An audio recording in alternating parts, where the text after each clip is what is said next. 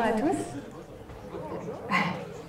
Ravie d'être là pour vous présenter un peu comment Nexity aborde ce thème de l'agriculture urbaine, à la place d'Hélène Romano qui malheureusement n'a pas pu être présente aujourd'hui. Alors, d'abord, ça me semblait important simplement d'évoquer avec vous comment Nexity comprend le sujet de l'agriculture urbaine, à travers notamment différents projets qu'on a pu soit mettre en œuvre, soit de projets qu'on est en train de développer. Et ce qu'on a constaté, c'est qu'on a principalement 3 modèles qui coexistent aujourd'hui et qui sont complémentaires. Un premier modèle qui est plutôt associatif et citoyen. Donc c'est par exemple les jardins partagés, les fermes pédagogiques.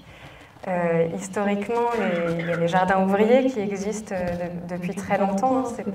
L'agriculture urbaine, c'est pas juste à la mode ces quelques dernières années. Ça fait longtemps que ça existe. Et on est en train de voir en ce moment que l'agriculture urbaine se professionnalise. Donc il y a de plus en plus d'acteurs qui investissent ce champ de l'agriculture urbaine et avec des nouveaux modèles économiques qui se développent.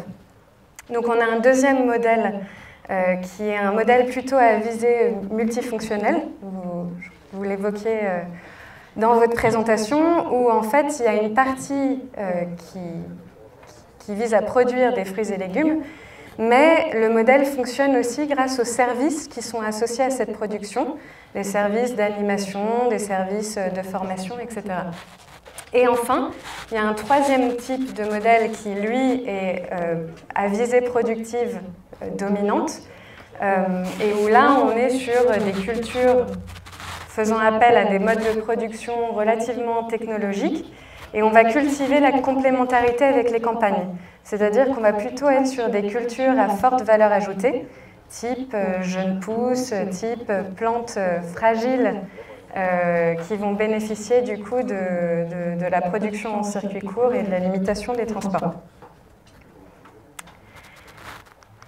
Alors, Nexity, ça fait à peu près 8 ans maintenant qu'on intègre l'agriculture urbaine à nos projets, principalement sur le premier volet, avec une de nos premières réalisations qui sont les jardins partagés en toiture à Saint-Ouen, et où on a travaillé avec une association locale pour développer une charte et un guide d'information à destination des occupants du bâtiment.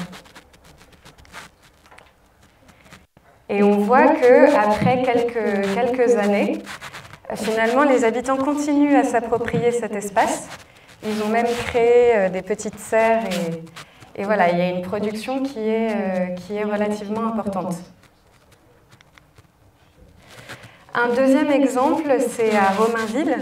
Romainville, c'est une collectivité où il y a déjà beaucoup de jardins partagés. C'est une collectivité qui est très investie dans l'agriculture urbaine. Vous avez peut-être entendu parler de la tour maraîchère de Romainville, qui est un immense projet assez fédérateur qui va voir le jour normalement au premier semestre 2020.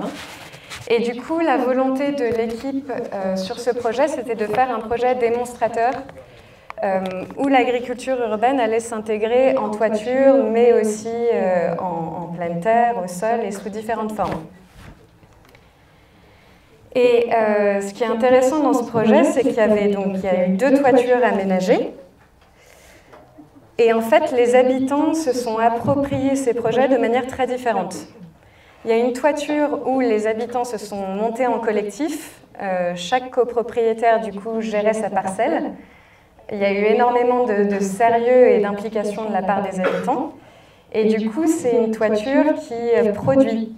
Et même en 2018, qui a produit tellement qu'elle a produit plus que ce qui était nécessaire pour satisfaire la consommation des copropriétaires qui s'occupaient de cette toiture et qui ont donc décidé de mettre à profit dans le hall d'entrée de l'immeuble des autres occupants le surplus de légumes et de fruits qui avaient été produits. Et puis sur l'autre partie, les copropriétaires, eux, ont décidé plutôt de mettre en commun finalement la toiture avec une participation qui est, voilà, chacun vient donner du temps quand il le peut, et la production est mise en commun. Et là, on voit qu'en termes de productivité, ça fonctionne un peu moins bien. Mais par contre, c'est une terrasse qui est très utilisée pour des moments festifs, pour des rencontres, et qui d'ailleurs a pu, je crois, poser un certain nombre de nuisances pour les personnes autour quand les soirées se terminent un peu tard. Donc vous voyez qu'il y a une appropriation des habitants qui peut aussi être différente.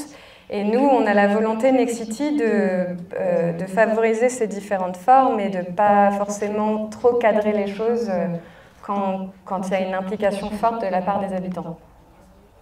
Là, c'est un autre exemple à Montreuil.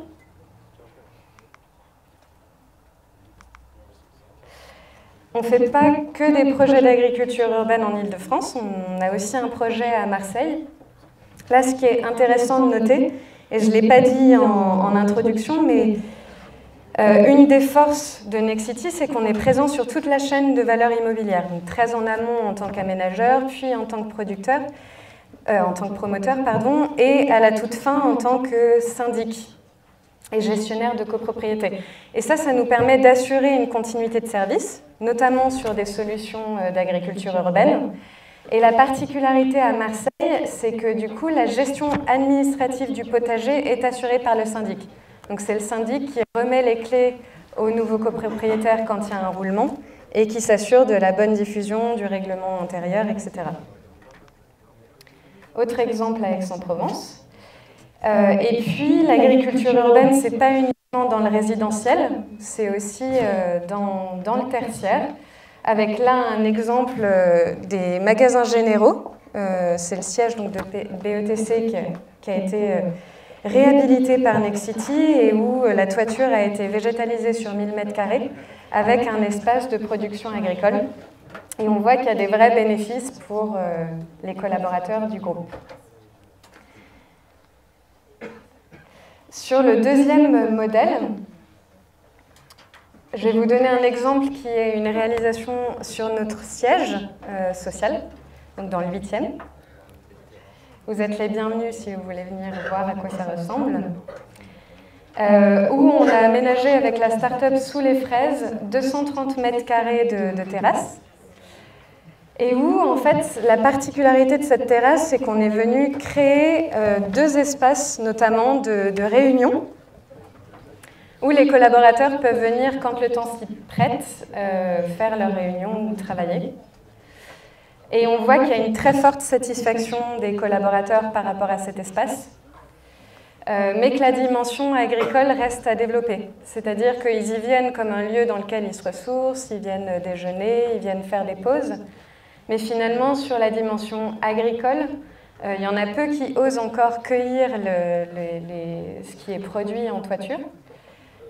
Certains ne sont même pas au courant d'ailleurs qu'ils peuvent se servir s'ils le souhaitent.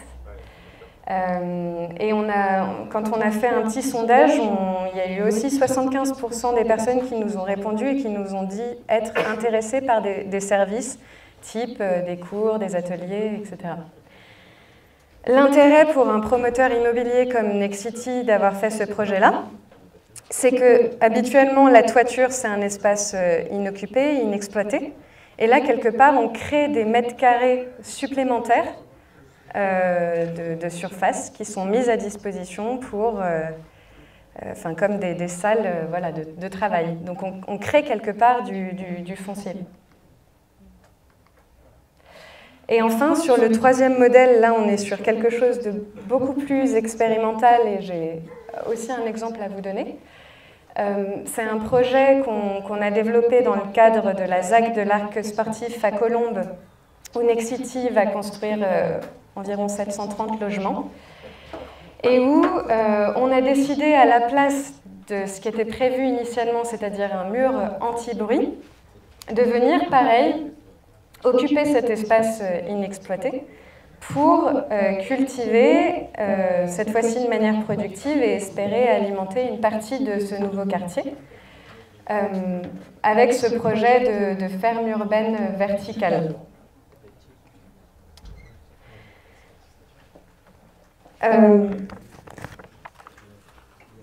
simplement vous dire avant de conclure, pourquoi finalement Nexity a fait ces projets-là depuis déjà longtemps. En fait, ça tient, et ça je l'ai vu en interne en échangeant avec différentes personnes, au sens que ça donne en fait au métier des personnes qui ont travaillé sur ces projets et qui créent des projets urbains, qui ne créent pas seulement des logements mais qui viennent créer des lieux de vie et qui sont fiers à un moment donné d'expérimenter des choses dont ils savent que les occupants vont en tirer parti. Et en fait, ce qui était intéressant, c'est qu'en leur posant la question « est-ce que ça facilite la commercialisation, etc. ?» En fait, pas forcément. C'est-à-dire que ce n'est pas forcément ça qui va déclencher l'acte d'achat, en tout cas pas pour la majorité des personnes.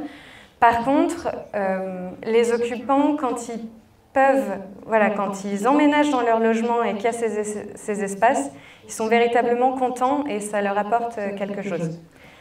Le deuxième levier de motivation, c'est aussi les collectivités qui, pour certaines, sont sensibles et vraiment nous poussent à aller plus loin, à proposer des choses nouvelles. Et enfin, il y a un constat qui est tout simple, c'est que, comme je le disais tout à l'heure, ce sont des espaces qui sont inexploités et avec une culture aussi urbaine qui existe à l'intérieur du groupe, avec des personnes qui s'intéressent à ce qui se fait ailleurs, notamment à ce qui se fait à New York, etc. Et avec ces idées qui ont émergé, finalement, pourquoi pas le faire aussi ici et cultivons nos toitures, cultivons nos espaces. C'est des projets qui ne sont pas sans difficultés. Il y a des difficultés techniques, il y a des difficultés organisationnelles, il faut l'anticiper, ça ne se fait pas comme ça à la fin d'un projet. Il y a des difficultés d'ordre aussi administratives.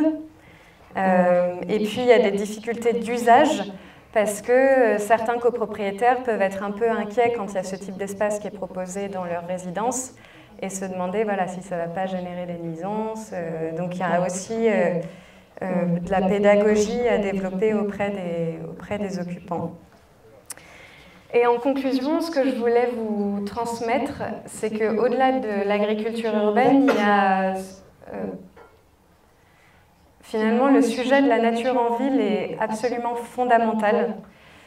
Comme on le disait tout à l'heure, il va y avoir à peu près 75% de la population mondiale qui va vivre en ville en 2050. Et du coup, la ville va probablement aussi arrêter de s'étaler, en tout cas s'étaler de moins en moins,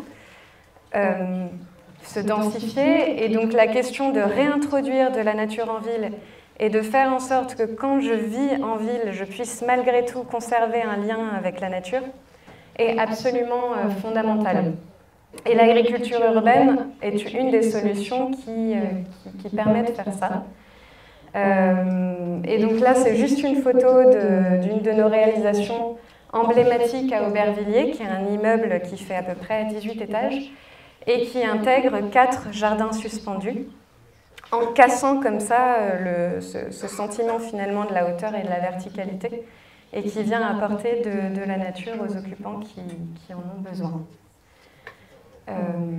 Voilà pour ce que j'avais à vous dire aujourd'hui. Je vous remercie de votre écoute.